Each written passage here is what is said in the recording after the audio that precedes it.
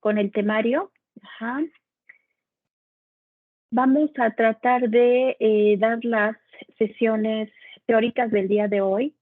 Hay una, fíjense, hay una actividad asignada y quiero preguntarles a los responsables de equipo si ya les apareció en su Teams. Esta actividad ustedes tienen hasta las 2:30 de la tarde para entregarla y tener los puntajes completos. Hasta las 2:30. Tienen permitido la entrega con retraso, sí, a las 23:59, pero ya no tiene el mismo puntaje, se les quita puntaje por entrega tardía. Ajá, pero les doy la oportunidad todavía de que la entreguen por cualquier situación que surja.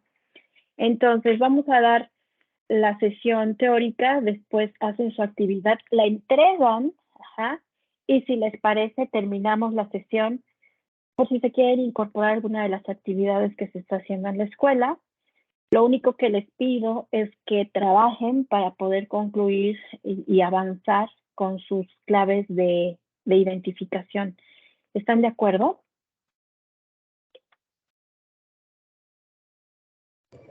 Sí, profe. Bueno, entonces vamos a iniciar con el tema.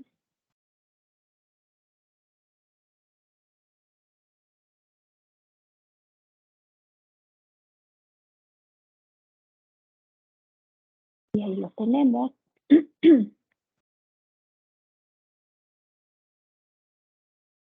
Entonces, fíjense, hoy vamos a platicar acerca de los esquemas de clasificación. Ajá, vamos a platicar un poco sobre la herencia que nos deja la escuela evolutiva y vamos a platicar también un poco sobre los pasos que se siguen en los estudios de sistemática, que justamente esos pasos vamos a tratar de que ustedes los sigan para poder llevar a cabo el proyecto de la materia. Entonces, en esta sesión quiero que ustedes, bueno, que reflexionemos sobre lo que nos heredaron las otras dos escuelas en sistemática, en específico la escuela evolutiva. La escuela evolutiva, pues obviamente nos dejó una gran herencia, que es justamente este diagrama que en realidad es retomado por la escuela evolutiva y que está publicado por Darwin en El origen de las especies, y lo que nos trata de explicar aquí Darwin en este pequeño diagrama es justamente cómo funciona, cómo es que actúa el proceso de selección natural a través de las diferentes generaciones para promover variaciones en ellas, variaciones estructurales en la forma física o en el comportamiento. Me parece que ahorita ustedes están tomando evolución, espero ya estén abordando parte de selección natural, que no es otra cosa más que todas las presiones selectivas ambientales que se ejercen sobre una población.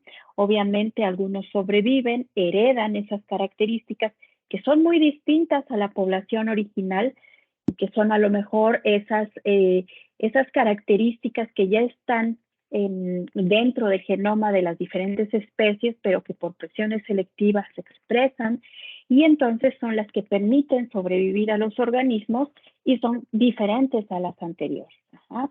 Entonces, a través de ese proceso de selección, y esto nos lo explica obviamente Darwin, la parte que Darwin no puede explicar es justamente la herencia, ¿no? Es la parte que le cuesta trabajo, obviamente. Recuerden el año en el que plantea la hipótesis. Pero bueno, a pesar de eso, a ver, déjenme ver. ¿No? Ajá. También en este esquema, pues nos explica cómo se acumulan las variaciones a través del tiempo. Él parece ser que pone un tiempo de 1,000 millones de años, me parece. No lo tengo claro, pero me parece que sí, tendría que checar de nuevo el libro. Pero sí, me parece que son 1,000 millones de años. Él establece un periodo de tiempo, aunque se queda corto, obviamente, para que estas variaciones se acumulen y entonces se expresen en la siguiente generación. También con este diagrama él trata de explicar cómo el cambio estructural, pues obviamente, cuando se acumula, pues al final vamos a tener nuevas especies que son muy distintas a las especies ancestrales. ¿Cómo surgen esas especies? ¿Cómo es el proceso en el tiempo? ¿Cómo es que van a estar surgiendo a partir de una única especie ancestral? Ojo, especie ancestral pensada como especies constituidos por grupos de poblaciones. Acuérdense que el proceso selectivo y todas las presiones de evolución trabajan a nivel poblacional. Obviamente, como la extinción es parte del proceso, aquí hay ramas que ya no llegaron, que se extinguieron. Ajá. ¿Cómo? Fíjense, esto es lo que compete mucho a la sistemática, o sea, junto con la evolución. ¿Cómo es que las especies están relacionadas? ¿Por qué estas especies están relacionadas? Bueno, porque parece que tienen un patrón evolutivo común, es decir, provienen de un ancestro común, ajá, de varios ancestros inmediatos y nosotros podemos rastrear ese patrón. O sea, se relacionan por ancestría común. Justamente eso es lo que retomamos los cladistas, las relaciones de ancestría común inmediatos. Y cómo, ajá, estos grupos similares, no solamente por características, porque pueden ser muy distintos, pero que tienen un patrón de evolución común, ajá, pues se pueden agrupar y entonces pueden expresarse y pueden llegar a constituir esquemas de clasificación. Entonces, este es el pensamiento del árbol. Esto es lo de la biología evolutiva contemporánea en donde está inmersa la sistemática. Ajá. El pensamiento del árbol, tener este pensamiento de ancestría y de poder rastrear estos patrones comunes de evolución que nos hablan de cómo ha cambiado el linaje en el planeta Tierra. Fíjense que el pensamiento del árbol es bien importante para la biología actual. Hoy que celebramos el Día del Biólogo, la biología como ciencia ha sufrido muchos cambios y el pensamiento, uno de los pensamientos más importantes es justamente el pensamiento del árbol evolutivo, propuesto por Darwin, retomado por la escuela clarista y heredado a los claristas, y a todos los biólogos contemporáneos. Fíjense que esta propuesta de pensamiento en árbol, en donde tenemos ancestros que derivan de otros, que estos tienen descendientes y que simulan como ramas, algunas que permanecen, otras que se extinguen, pues justamente fíjense que elimina uno de los pensamientos heredados por Aristóteles y que predominó durante muchos años, que es justamente las cadenas del ser, el pensamiento en escalera. Esta es una representación de una cadena del ser. Se llaman cadenas porque desde Aristóteles y todos los naturalistas proponían que los organismos primitivos, imperfectos, se encontraban en la base. Y entonces estos habían sido creados ocupando diferentes escalones en una escalera. Por eso se llama la cadena de ser o pensamiento en escalera. Y entonces habían sido colocados en cada uno de los escalones de acuerdo a la perfección. Entonces, vean, aquí está la perfección, ¿no? El hombre. Entonces, siempre ha costado mucho trabajo, hasta la fecha ha costado mucho trabajo que se entienda que el Homo sapiens es una especie como cualquier otra en el planeta y que somos el resultado de un proceso de cambio, de un proceso de evolución, que no es otra cosa más que el cambio de las frecuencias alélicas de las poblaciones a través de las generaciones. ¿Por qué cambian esas frecuencias alélicas que se expresan en diferentes caracteres? Pues por presiones de selección, por procesos azarosos como la deriva genética. Y entonces, fíjense que esto se elimina. Cuando se publica el origen de las especies y después se retoma y se afianza el pensamiento del árbol, pues las cadenas del ser quedan totalmente eliminadas. Y entonces actualmente todos los biólogos contemporáneos, el día de hoy, tenemos claro que ninguna especie es mejor que otra, que la evolución no es perfección, jamás es perfección. El común de las personas, el común de la sociedad así lo considera. De hecho, utiliza el concepto de evolución como perfección. No sé si les habrá tocado a ustedes, pero había un comercial de los autos Jetta que decía, el Jetta evoluciona, se perfecciona. Ese es el pensamiento común de lo que es la evolución. Pues no, la evolución es como un árbol, la evolución son cambios, ¿no? En las poblaciones, en las frecuencias alélicas, y por eso es que se extinguen. Y en realidad, todos los grupos biológicos que habitan el planeta están aquí por cuestión de selección natural y por azar. Nada es perfecto. O sea, todos, si se fijan en el diagrama de Darwin, me voy a regresar, todas las ramitas, o al menos estos están a la par, o sea, no hay una perfección. No hay perfección, simplemente hay cambio. Hay cambio. ¿Hacia dónde va ese cambio? Ese cambio está determinado por los factores climáticos. ¿Hacia dónde va ese cambio? Está determinado por cuestiones azarosas. Eso es lo que determina el cambio. Incluso muchas de las especies están presentes en el planeta por cuestiones de azar, es decir, por deriva genética, ¿no? Entonces, incluso ni siquiera porque sean los más aptos. Ya lo verán en evolución. Entonces, esto es lo que nos toca en sistemática, ¿no? Retomar esa parte del pensamiento del árbol y darnos cuenta que actualmente nuestros esquemas de clasificación deben reflejar ese patrón evolutivo. La escuela evolutiva no tenía la metodología para poder establecerlo o determinarlo o más bien hipotetizarlo. Ahora los claristas ya contamos con esa metodología. Entonces, ¿cuál es la unidad de estudio en la sistemática? Esto también les debe quedar muy claro. Independientemente del nivel al que se trabaje, es decir, familia, subfamilia, tribu, género, ¿cuál es la unidad de estudio? Pues la unidad de estudio es la especie. Y fíjense que conceptualizar la especie también ha sido uno de los trabajos más arduos para los biólogos. Hoy en el 2022 tenemos muchas definiciones del concepto de especie. ¿Por qué? Porque fíjense que los procesos biológicos son dinámicos. Por eso es que la ciencia biológica jamás ustedes van a poder establecer una verdad única.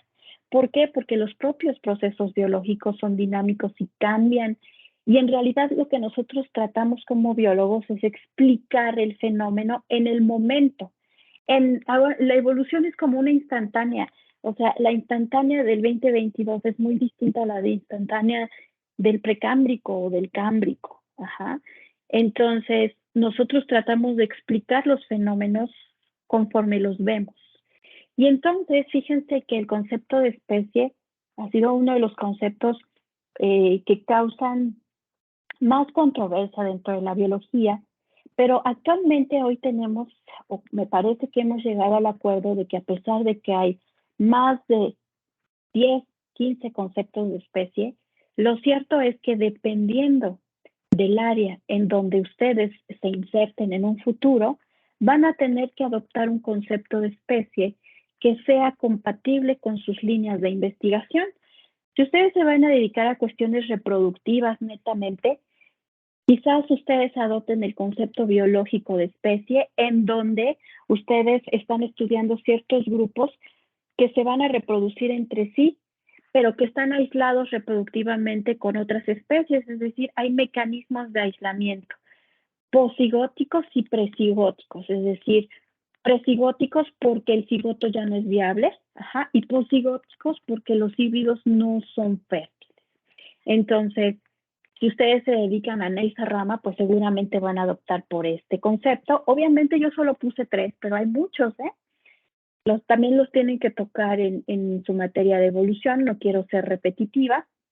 Tenemos el concepto de evolución, si es que ustedes van a trabajar con biología evolutiva, que nos dice que la especie es la unidad básica de evolución, es un linaje filético, es decir, un linaje que tiene un ancestro y descendientes, y este linaje se desarrolla independientemente de otros, ¿no? Y aquí nos dice con sus propias tendencias y su rol evolutivo separado y unitario, que lo podemos ver justamente en este rastreo del patrón evolutivo actualmente con los métodos claristas. Y el concepto filogenético, que justamente es con el que trabajamos los sistématas y es con el que vamos a trabajar en esta materia. Nos dice que una especie es el taxón inclusivo más pequeño. o reconocido en una clasificación en el cual los organismos son agrupados por su evidencia de monofilia. Ajá. Y que, bueno, si bien es cierto, la monofilia se define por sinapomorfías, no están restringidos exclusivamente a estas. Lo vamos a ver más adelante. Ustedes van a ver que hay ciertos caracteres que se comparten y que nos permiten seguir reconociendo esos taxones menos inclusivos. ¿Cuáles son los taxones menos inclusivos? Los que se encuentran en las ramas terminales de los cladogramas. Entonces, fíjense que la finalidad de la sistemática es producir una hipótesis evolutiva. Esta hipótesis evolutiva, se representa a través de un cladograma. Este cladograma tiene ramas terminales, y justamente en las ramas terminales encontramos los taxones. Los taxones son las especies, son nuestras unidades de estudio y obviamente son los grupos menos inclusivos, los que solamente van a tener poblaciones, y que es la especie. Los cladistas no reconocemos subespecies. ¿Por qué? Las subespecies para los sistemas cladistas son considerados artificios de los taxónomos. Lo vamos a ver también más adelante, no se preocupen. Lo cierto es que tenemos una gran herencia de la escuela evolutiva, que son todos los esquemas de clasificación tradicionales. Todos estos esquemas producidos por los especialistas y que tienen mucho valor porque ahí se ve reflejado todo el trabajo de años de estos especialistas dedicados al estudio minucioso de las características de la biología y de la ecología de los grupos. Los cladistas utilizamos como base esos esquemas elaborados en la escuela evolutiva. ¿Por qué? Porque justamente son los que sometemos a prueba. Vean, la sistemática es muy acorde al avance en la ciencia. Se produjeron todos esos esquemas por todos estos especialistas y ahora nosotros sometemos a prueba esos esquemas de clasificación utilizando metodología cladista y avanzamos. Si no tuviéramos esos esquemas para poder falsearlos o para poder soportarlos, no podríamos avanzar en clasificación. Eso es lo bonito del cladismo.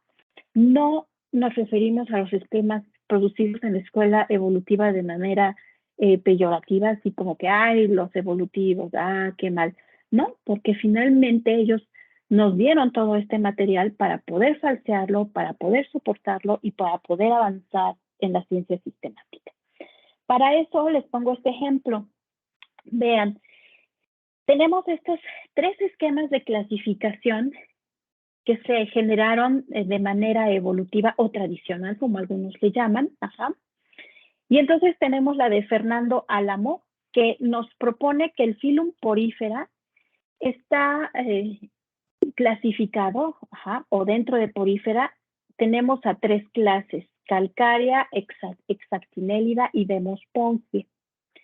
Después tenemos el esquema propuesto por Vázquez y colaboradores en el 2014, y fíjense, nos dice que no son 3, que son 4: calcárea, hexactinélida, demospongia y homoscleromorfa. Aquí esta, que les muestro acá, es la clasificación que se encuentra en una página en donde ustedes van a poder encontrar varios esquemas de clasificación propuestos por varios autores, pero principalmente aquellos generados con algunos datos y con método cladista, que es el Tree of Life Web Project. Y entonces nos presenta esta clasificación: calcárea, hexactinélida y demospongia. Y aquí nos coloca, fíjense, las subfamilias que deberían estar dentro. Luego, el Brusca, su libro de referencia que utilizan en planes corporales y que van a utilizar aquellos que se vayan para el eje de grupos, nos propone esta, que es básicamente, me parece que la del Web Project, que es calcárea, hexactinélida, demospongia y haploscleromorfa. Le cambia el nombre. Entonces, pareciera que esta es la que la que sale, la que muchos autores consideran que por tener ciertas características debería formar una clase diferente. Ajá. Bueno, imagínense que esta es la problemática que ustedes tienen y la van a abordar y la van a resolver utilizando método cladista. Pues lo primero que tienen que hacer, como cualquier estudio, es establecer su muestreo, es decir, la representatividad de sus unidades de estudio. ¿Qué van a elegir? Bueno, lo ideal sería elegir especies representantes de cada una de las subclases dentro de las clases. Podemos utilizar esta propuesta o esta propuesta en donde están las 4 y después, fíjense, elegir una especie de calcínea, una de calcaronia, una de esta otra, anfidiscofora, y una de estas 3, y de esta también. Ajá. Ese sería el ideal, pero lo más ideal es tener mucho más especies representantes de cada una de ellas, 3, 4. Es más, buscar cómo se distribuyen mundialmente y entonces tratar de buscar una representatividad biogeográfica, ¿no? Eso es algo que tiene que pensarse y planearse muy bien, así como un proyecto en ecología, también en sistemática hay que hacer un buen diseño, porque dependiendo del diseño es la hipótesis que tú vas a generar. Entonces, esto es bien importante. Entonces, fíjense, a partir de acá, una pregunta que podemos establecer es si en realidad Porífera y las clases, esta y esta, más bien las clases, son grupos monofiléticos, es decir, que tienen al ancestro y a todos los descendientes. Esa sería la pregunta de investigación y para eso voy a hacer el muestreo tomando especies representantes de todas las subclases. Mi finalidad es decir, realmente clase calcárea, clase hexactinélida, idemospongia y aproskleromorfa son grupos monofiléticos, contienen al ancestro y a todos sus descendientes, es decir, estas 4 clases son grupos naturales desde la perspectiva de la filogenética, en donde la naturalidad tiene que ver con si son grupos monofiléticos. Esa sería mi pregunta. Y entonces, tengo que hacer mi diseño de muestreo, que era lo que les estaba comentando.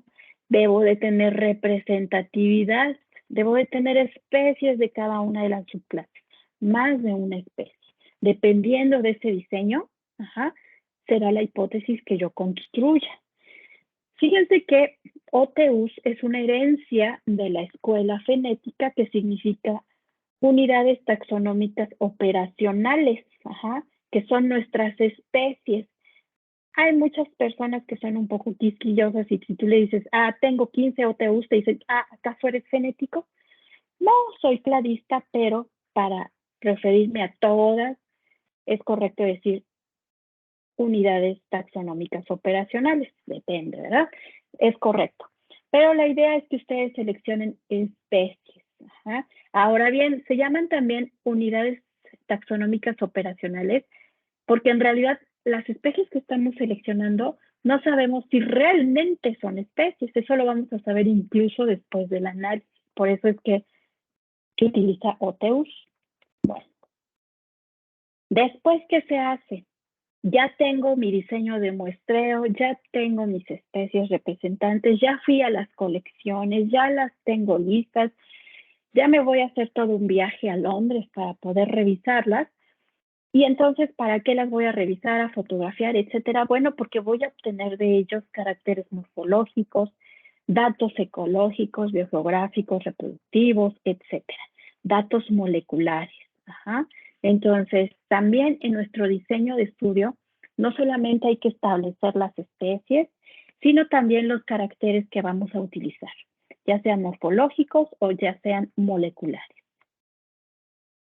Una vez, fíjense, que yo ya obtuve esos caracteres y esa información, esos datos, viene una parte muy importante en sistemática que se conoce como codificación de caracteres y que no es otra cosa más que establecer hipótesis de homología primaria.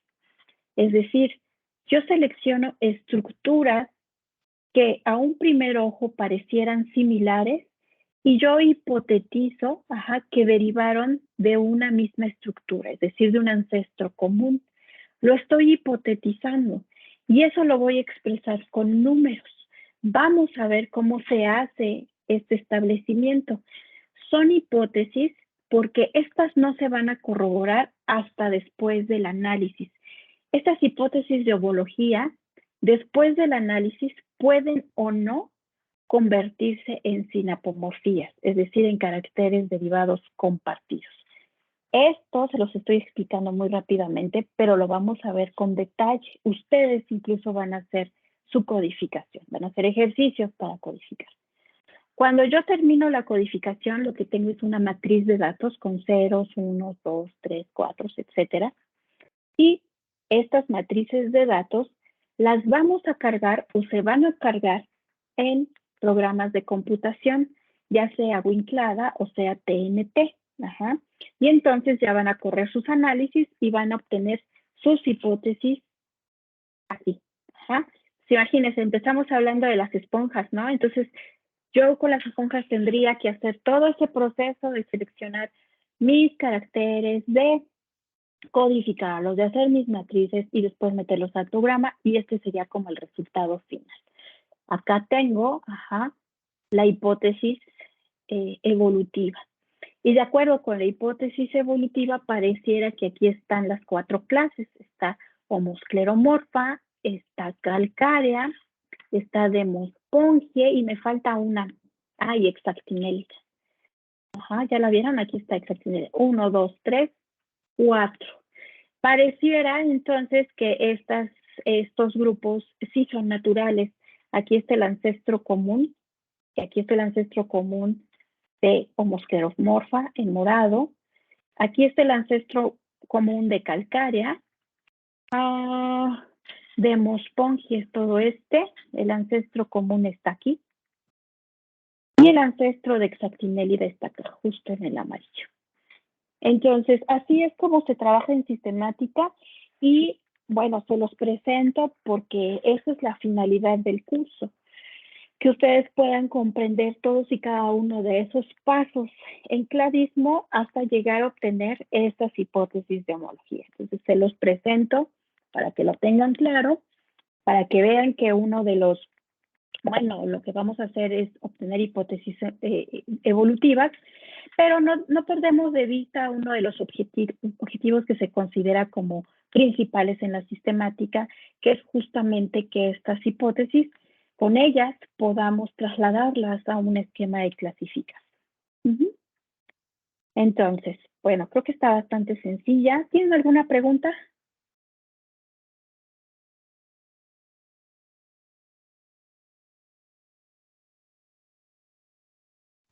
No, por ahora. No.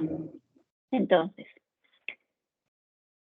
creo que está bastante sencillo hasta ahorita. Y entonces, ahora sí, nos vamos a ir con la parte. Sí necesito que le pongan mucha atención, porque en el primer parcial, es de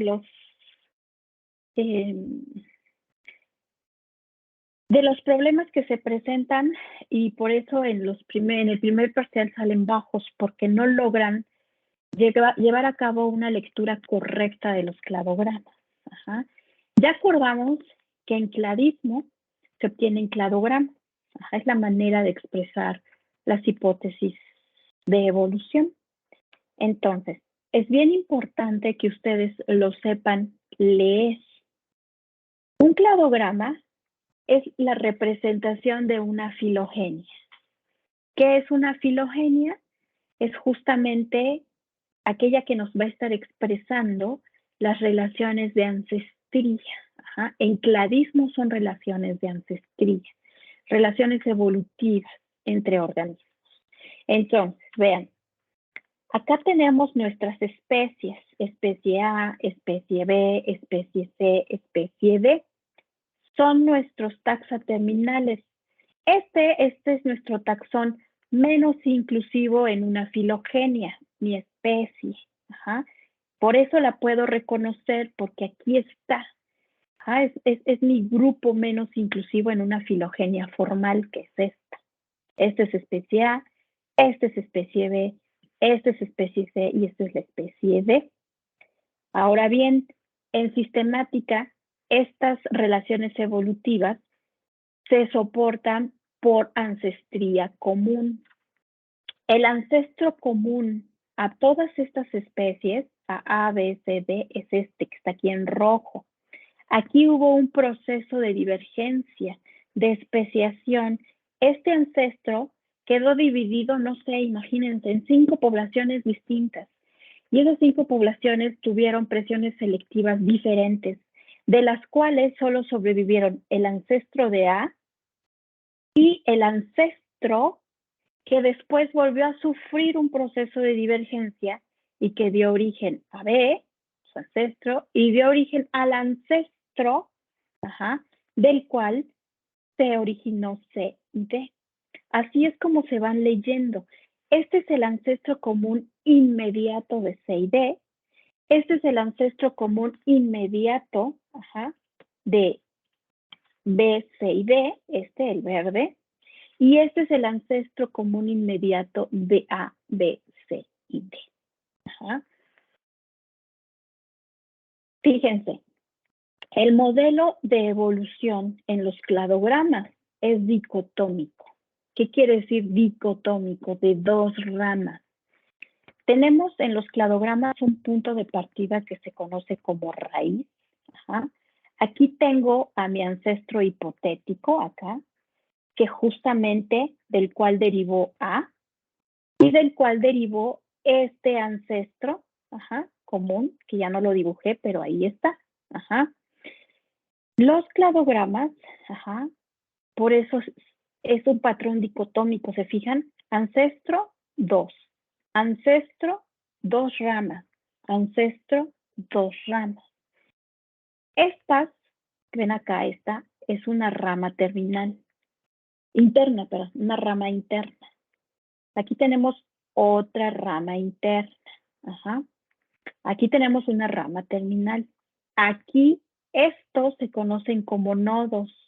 Los nodos son los ancestros o los eventos de especiación. Aquí tenemos uno, aquí tendríamos otro y aquí tendríamos otro.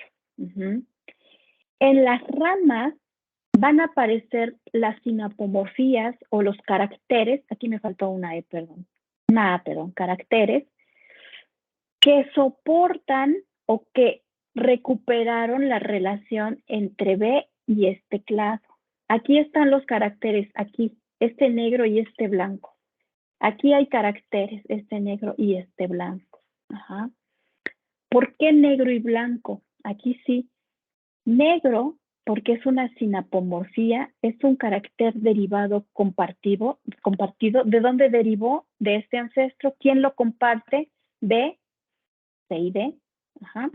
Y en blanco son caracteres que pueden presentarse en otros grupos, de manera que no provienen del ancestro común. Imagínense que este blanco estuviera acá, ahí estuviera. Este se comparte, pero no proviene del ancestro común que está acá. Después vamos a ver qué pasa con esos caracteres. Sin embargo, aparece aquí y también me está soportando el que B esté relacionado con C y D. Entonces, estos son los elementos de un cladograma. Las ramas terminales, las ramas internas, los nodos que son los ancestros o los eventos de especiación y los caracteres se van a pintar a lo largo de las ramas. Vean, aquí nuevamente están los eventos de especiación entre estas especies. Por eso es un patrón dicotómico de 2. Entonces, ese patrón dicotómico de 2 se conoce como clado. Estos son los famosísimos clados de un cladograma. Todo este es un cladograma. Ese cladograma tiene un clado principal que es el 1. El clado principal mantiene las relaciones entre A, B, C y D. Sí, es un grupo monofilético porque tiene su ancestro y todos sus descendientes. Ajá. Y A es el taxón o es el grupo hermano evolutivo del clado B, C y D. Él es hermano evolutivo de todos ellos. ¿Por qué es su hermano evolutivo? Porque este ancestro dio origen a A y dio origen al ancestro que después divergió, especió y formó a B, C y D. Entonces, siempre visualicen los ancestros para poder reconocer los clados, pero también para poder reconocer los grupos hermanos. Vean, dentro del clado principal se encuentra un segundo clado, el 2. El 2 es un grupo monofilético. Tiene el ancestro y sus descendientes que son B, C y D. Ajá. Dentro de este clado, el grupo hermano de B es C y D. ¿Por qué? Porque aquí estuvo el ancestro que originó a B y al ancestro que dio origen a C y D. C y D es el clado hermano de B. Luego en el examen me ponen que el grupo hermano de B es C. Nada más porque lo ven pegado, lo ven cerca. No, tienen que fijarse en los nodos o en los eventos de especiación o en donde estarían hipotéticamente los ancestros. Dentro de este clado 2 tenemos un tercer clado. Este clado mantiene las relaciones entre C y D, por lo tanto, son grupos hermanos. Así es como se leen los cladogramas. Ajá. Ahí está el tercer clado. Es un grupo monofilético. Entonces, a partir de ahorita, cuando ustedes vean un cladograma e identifiquen los ancestros comunes, van a poder diferenciar los grupos monofiléticos. Ajá. Y los ancestros comunes inmediatos en los nodos. Entonces, nuevamente, los nodos de un cladograma nos indican los clados que son dicotómicos. Hasta ahorita vamos a ir dicotómicos. Ah, se me fue, perdón. Ay, no sé qué me esté calando. Ah, se me fue mi presentación. Ahí está. Ahí está. Los nodos, entonces, nos indican clados dicotómicos. Los nodos nos indican procesos de especiación. Los nodos nos indican en dónde están los ancestros. Y los nodos nos permiten reconocer grupos monofiléticos. Ajá. Bien importante que eso lo tengan claro. Aunque suene repetitivo, vean. Todo el clado es monofilético y tengo ahí 1, 2, 3, 4 clados. ¿Ya los vieron? El clado verde, el clado azul, el clado amarillo y el rojo. Por lo tanto, tengo 4 grupos monofiléticos. Esta es otra manera de representar los cladogramas. Ahí tengo el clado 1, el clado 2, el clado 3 y el clado 4. Aquí está el nodo. Aquí está el proceso de especiación. Así es como puedo reconocer clados, que son grupos monofiléticos. Aquí en los nodos son los eventos de especiación y ahí están los ancestros hipotéticos. Entonces, si hasta ahí van bien, tengo clado dicotómico, binario o totalmente resuelto. Este es un cladograma totalmente resuelto porque mis patrones todos son dicotómicos. Aquí está el ancestro 2, ancestro 2, ancestro 2 y ancestro 2. ¿Ah? Un cladograma totalmente resuelto son los cladogramas en donde los nodos internos se conectan con 2 taxones terminales. Ajá. Aquí en este caso se conecta con A o con B. O bien se conectan con 2 ramas internas, esta y esta. ¿Ya vieron? tenemos cladogramas politómicos o parcialmente resueltos. Ajá. Fíjense, son los cladogramas que tienen uno o más nodos internos conectados con más de 2 nodos internos o taxones terminales. Aquí no hay una dicotomía. ¿Ya vieron que son 3? 1, luego está este 2 y luego está este 3. Esto no está resuelto. Tengo un clado 1, tengo un clado 2 y tengo un clado 3. Y aquí tengo una ramita suelta. El clado 1 mantiene las relaciones de todos ellos. Es decir, el clado 1 me dice que todo este grupo es monofilético. Ajá. El clado 2 me dice que A y B son monofiléticas. El clado 3 me dice que B, E y F son monofiléticas, pero C queda bailando. Ajá. El clado me dice que A y B son especies hermanas. El clado 2, aquí hay un error. El clado 2. Ajá. El clado 3 me dice que D, E y F provienen de un ancestro común, pero tampoco es dicotómico, ¿ya vieron? Es 1, 2, 3. ¿Cómo se interpreta esto? Lo que yo puedo decir es que C es una especie que no se puede determinar con quién está relacionada evolutivamente. No se puede determinar porque no está resuelto. Esto es lo que yo obtuve después de cargar mis caracteres. No se resuelve. Puede ser que esta especie sea hermana de B, o sea hermana de A, o sea hermana de todo el clado. Pero también puede ser que C sea hermana de B, sea hermana de E, sea hermana de F, o sea hermana de todo el clado. No se resuelve. En los exámenes, ustedes me ponen que C es la especie hermana de B, nada más porque está cerquita. Pero no hay una dicotomía, no se resuelve. Es decir, esta seguirá siendo una incógnita después del análisis. No sabemos. Lo que yo sé es que todas ellas sí provienen de un ancestro común, pero no se resuelven las relaciones dentro del clado. En 3, solamente sé que estas especies provienen de un ancestro común, pero yo no sé quién está más cercanamente relacionado. No sé si D es hermano de E o D es de F. Ajá. No lo sé. No se resuelve. ¿Por qué no se resuelve?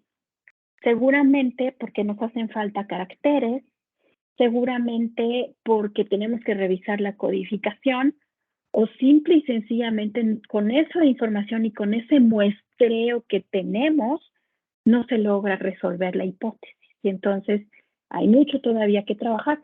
Lo que sí puedo decir es que todas provienen de un ancestro común. Y sí puedo decir que estas son hermanas, ¿sí? Y puedo decir que estas provienen de un ancestro común. Y que me falta resolver qué sucede con las relaciones evolutivas internas del clado 3 y de la especie C. Ajá. ¿Sí les quedó claro?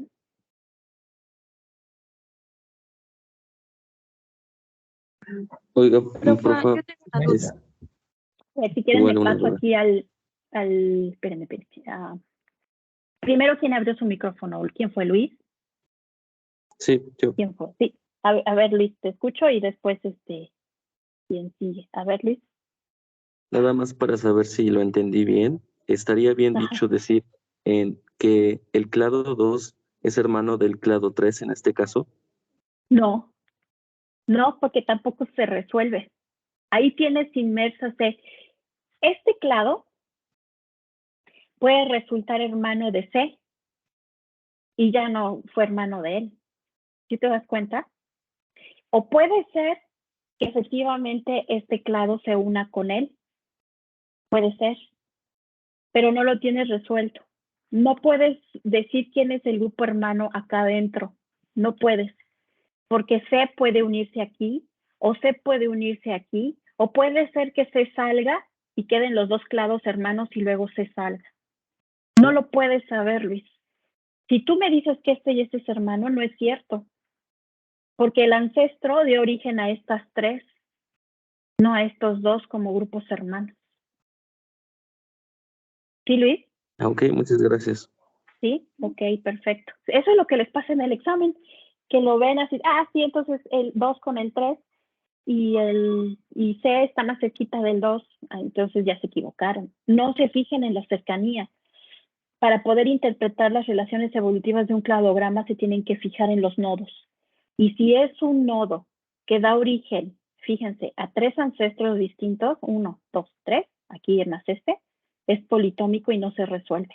No lo sé, no lo puedo decir. Ahora sí, ¿quién seguía? Nombre. Tenía duda.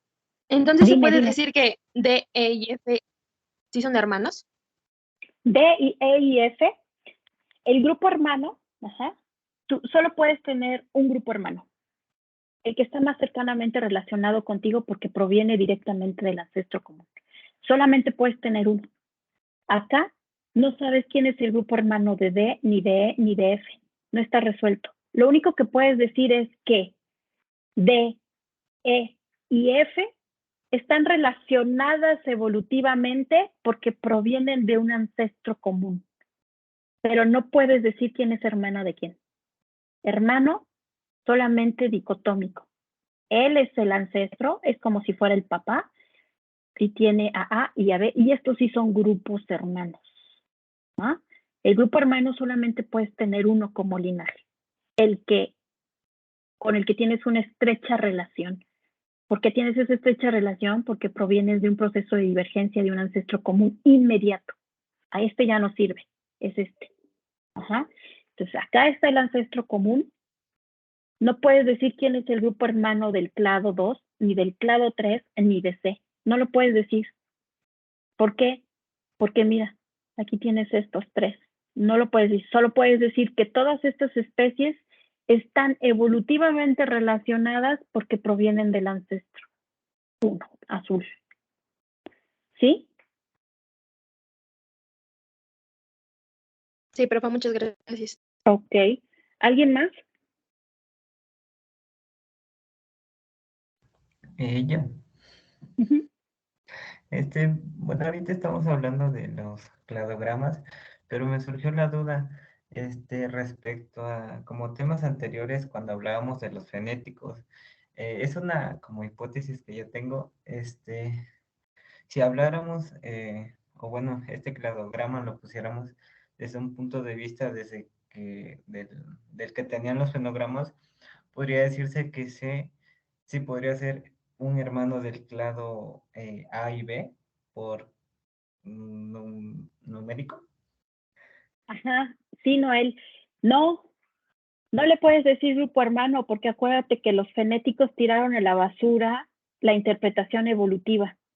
Los fenéticos no interpretan evolutivamente. Los fenéticos te van a decir A y B son similares por similitud global porque tienen una distancia de 0.2. Pero ellos jamás vas a ver en sus interpretaciones que sean grupos hermanos o que estén relacionados evolutivamente porque ellos dijeron, no se puede interpretar desde el punto de vista evolutivo. Déjense de tonteras y vamos a hacerlo con índices de similitud, en este caso, similitud global total. Entonces no lo puedes decir. ¿Sí me explico, Noel? Sí, ya me queda claro. Ok. Gracias. Ajá. Sí. No, aquí los cladogramas ni siquiera hay números ni nada. Los cladogramas siempre se van a interpretar por relaciones de ancestría. Ancestros. El ancestro, el proceso de especiación y lo que tengo. ¿De acuerdo? Entonces, en la interpretación es muy importante que tengan claro que se van a encontrar esto, en donde yo sí puedo decir que A y B son grupitos hermanos, provienen de acá, y me voy a encontrar esto, en donde no está resuelto y no lo puedo decir, no lo puedo escribir en mi artículo. Si lo escribes te lo va a retachar el revisor, te va a decir, ¿qué pasó? No, aquí solamente usted puede decir que D y F son un grupo monofilético porque provienen de un ancestro común, nada más. No puede resolver quién es el hermano de quién. ¿Sí? ¿Sí quedó claro?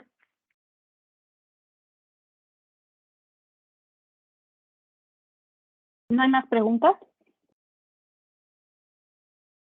Bueno, entonces, una manera, fíjense, que a mí me parece bastante interesante para poder entender este asunto de los cladogramas, es, ya no me deja escribir, Espérenme, me voy a salir tantito porque necesito escribir.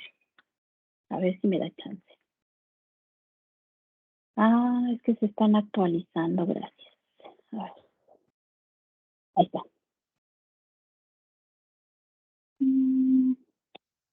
No. Sí. Es que ustedes pueden expresar las relaciones filogenéticas utilizando paréntesis. Pienso que si ustedes utilizan los paréntesis, todavía les va a quedar mucho más claro. Fíjense que esto se utiliza. Me está cargando.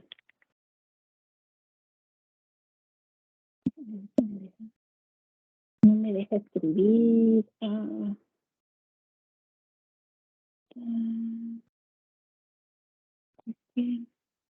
Ahí está. Entonces, con paréntesis, ¿cómo se construyen? Por ejemplo, yo puedo decir y escribir que A, y utilizo una coma, y B, están formando un clado, y entonces lo encierro en paréntesis. Cuando yo veo esto, sé que A y B es un grupo monofilético. Los clados se expresan con paréntesis y la coma para separar los taxones terminales. Y después me doy cuenta que este es el grupo hermano de todo este clado. Es su grupo hermano. Entonces, lo que hago es abrir un paréntesis. Y entonces, fíjense, aquí sí están resueltas las relaciones. Puedo decir que C es el grupo hermano de D y E. Entonces abro aquí C, que es esta ramita. Y entonces, fíjense, abro otro paréntesis y pongo que D, coma, E, son grupos hermanos. Aquí me falta una coma. Y este sí es hermanito de él. Ellos forman un clado. Por lo tanto, lo tengo que encerrar en paréntesis.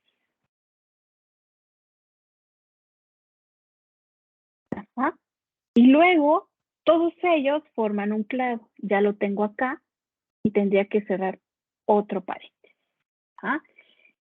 Ya está el grupo monofilético AB. Después tengo un gran clado en donde tengo AC, que es el grupo hermano de D y E, y lo cierro. Ya vieron, los paréntesis me permiten ir encerrando las relaciones. Ahora, todos ellos forman un clado, entonces tengo que encerrarlo en otro paréntesis. Así es como quedaría expresado. Esa es una notación paréntica.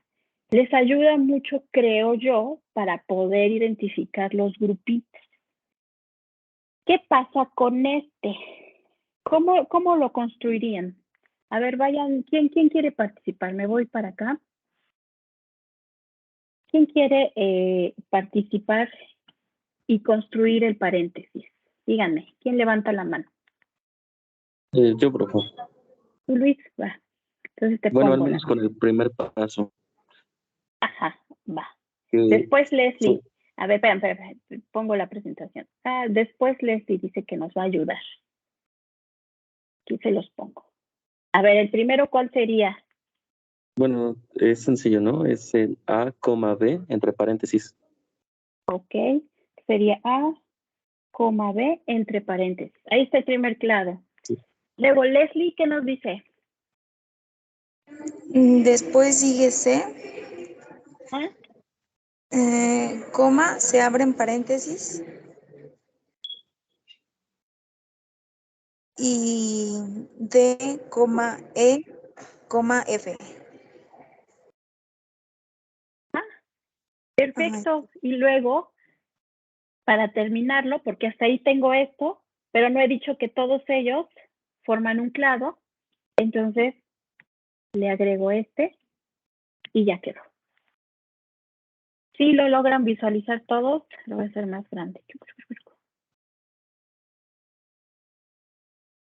Ahí está. Ajá. Este está bailando. No sabe si con melón, con sandía, con los clados, o con A, con B, con C, con D. ¿Ya vieron? Entonces, por eso es que no puedo decir quién es el grupo hermano de este clado con C y con este. No se me resuelve. Con esto que yo obtuve, tengo todavía trabajo que hacer con mi grupo, si es que quiero determinar las relaciones evolutivas de todos los taxos. ¿De acuerdo? ¿Dudas? ¿Preguntas? Sí, profe. Dime. Ahorita lo estamos haciendo con letras como para aprender, pero cuando lo estemos aplicando, ¿vamos a usar el nombre de alguna especie o qué nombres se usan? Sí, imagínense, aquí hay un ejercicio que les pone los nombres, les pone la anotación de paréntesis y ustedes tienen que generar su cladograma, tienen que generarlo, y en las terminales tienen que ir los nombres de las familias, Bombatidae, Toridae, Macropodidae, Entonces sí, Luis, ahorita lo estamos haciendo con ABC para que la entiendan, pero ahora viene el ejercicio. Efectivamente, viene el ejercicio que tienen ustedes ya cargado, que tienen todos los representantes cargados ya en el Teams. Yo les pido, la voy a subir también, ahorita la subo, fíjense, a los archivos del Teams, para que también todos los demás integrantes lo tengan, pero los responsables, si son tan amables, también de compartírselos. Y entonces, para poder reafirmar esta parte y que en el examen no se equivoquen, aquí está este ejercicio utilizando el cladograma de las esponjas. Dice, observa el siguiente cladograma y completa la tabla 1 y la tabla 2. Esta es la que tienen que entregar hoy, 2:30. Entonces, fíjense. Clados, vean lo que les pregunto, clados y grupos monofiléticos de la hipótesis evolutiva del filum porífera, obtenida con datos moleculares. Entonces, 1, yo ya les numeré el primero, 1. Yo les recomiendo que los enumeren primero, que tengan este y que digan, este es el 2, este es el 3, este es el 4, este es el 5, este es el 6, este es el 7, este es el 8, hasta que terminen. Entonces tienen que enumerar los clados. ¿Cómo reconocen los clados? ¿Quién me dice? ¿Cómo reconocen los clados? ¿En qué deben buscar? ¿Los nodos? Los nodos. Entonces, buscan los nodos de divergencia y esos les van a permitir identificar sus clados. Los van a enumerar, ¿ya vieron? Dice, y tienen que escribirme los taxa dentro del clado. Entonces, en el clado 1 está homoscleromorfa, calcínea, calcaronia, hexactinélida, queratosa, verongida. Esto, pues, a ver, vamos a ver si es cierto. Homoscleromorfa, calcínea, calcaronia, hexactinélida, queratosa, verongida. Hasta aquí me quedé y están todos estos, y aquí están. Y los escriben. Y aquí la pregunta es, ¿el 1 es un clado dicotómico o politómico? El clado 1, aquí está el ancestro, aquí faltó la ramita. ¿Es un clado dicotómico o politómico? ¿Quién me dice? Aquí está el ancestro. Yo diría que es... Digo que dicotómico. Dicotómico. Luis, ¿qué decías? Sí, dicotómico. Dicotómico, sí, porque aquí está el nodo, el ancestro. Muy bien, ¿quién me contestó antes? Perdón, es que no las veo. Pero bien. Ok, dicotómico. Aquí está el ancestro. Aquí está el otro ancestro. Y aquí está el otro ancestro. Entonces el clado 1 es dicotómico. ¿Es un grupo monofilético, sí o no? Aquí está el ancestro común y todos los descendientes. Luego entonces sí es monofilético. ¿Ah? ¿De acuerdo? Esta es una pregunta un poco tramposa. Pero bueno, ¿sí les quedó clara esta primera parte de la actividad? Sí, profe. Muy bien. Sí, profe. Luego, dice, tabla 2. Identifica los grupos hermanos de los taxa incluidos en la hipótesis evolutiva para el filum porífera publicada por Warhead y colaboradores en 2012. Escribe el nombre del grupo hermano y si no puede determinarse, marca con una X la columna correspondiente. Entonces, aquí les pongo clado calcárea. ¿Vieron? Vamos a ver. Tucu, tucu, tucu, tucu, tucu, tucu. Aquí está el clado calcárea. ¿Ya lo vieron? El clado calcárea, su grupo hermano es homoscleromorfa. ¿Ya lo vieron? Entonces aquí en su tablita le ponen el hermano de clado calcárea es homoscleromorfa. Ya. Les puse otro ejemplo. Ustedes tienen que rellenar el de caratosa. Yo aquí les puse astrofórida de ejemplo. Vamos a buscar astrofórida. Ahí si la ven me avisan, ¿eh? Homosclero astrofórida. ¿Dónde está? Acá está. Aquí está astrofórida. ¿Quién es su grupo hermano? No tiene. No se puede determinar. No es que no tenga, sí tiene. Lo que pasa es que no lo logramos resolver. O bueno, los autores no lo lograron resolver. Sí tiene, pero no lo podemos determinar con esta hipótesis. Ajá. Entonces, por eso aquí les dice, no puede determinarse y lo marcan con una X y así deben revisar estos grupos. Ajá. Luego, por dice, las relaciones filogenéticas de las familias australianas de mamíferos marsupiales se representan utilizando paréntesis de la siguiente manera. Y ustedes reconstruyen el cladograma. Ahora ven bien esto y aquí van a dibujar su cladograma. Y ya por último, este que tienen acá lo expresan en paréntesis. Ahora al revés, le estoy dando el clado y ustedes lo ponen aquí en paréntesis. Y eso es todo. ¿De acuerdo? ¿Tienen alguna duda con respecto a la actividad?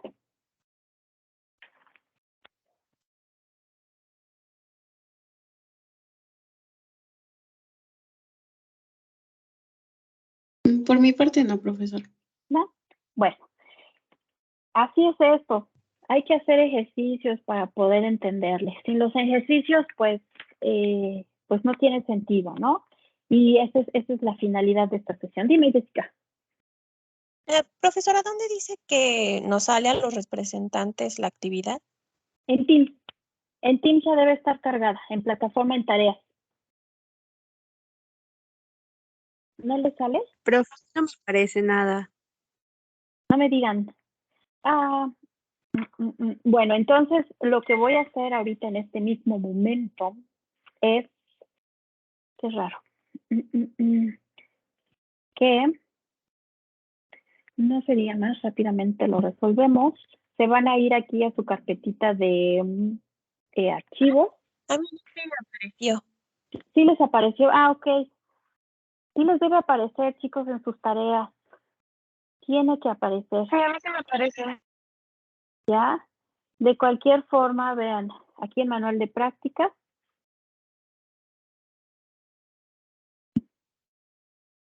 El problema es la entrega. Les tiene que aparecer porque si no, ¿cómo me van a hacer la entrega? A ver, Jessica, vuelve a checar, si no te la vuelvo a cargar en ti. De todos modos, ahí está para que empiecen a trabajar. ¿Ah? Ya está ahí en materiales, en manual de práctica, y aquí está. ¿De acuerdo? Entonces, pues, vayan a trabajar y cuando terminen, nada, se mandan mensaje, ya terminamos, así ya nos vamos. O, si ustedes gustan desconectarse, yo no tengo ningún inconveniente. Lo único es que entreguen su actividad, ¿de acuerdo? Yo voy a estar aquí por si tienen alguna duda o alguna pregunta con respecto a la actividad, ¿de acuerdo? Jessica, ¿sí no te apareció? Ya, profe, ya lo encontré, gracias. Qué bueno. Muy bien. Listo. Ah, Romero Cruz. No me acuerdo si te la cargué a ti o a Eric. Pero si ya te aparece, pues ya.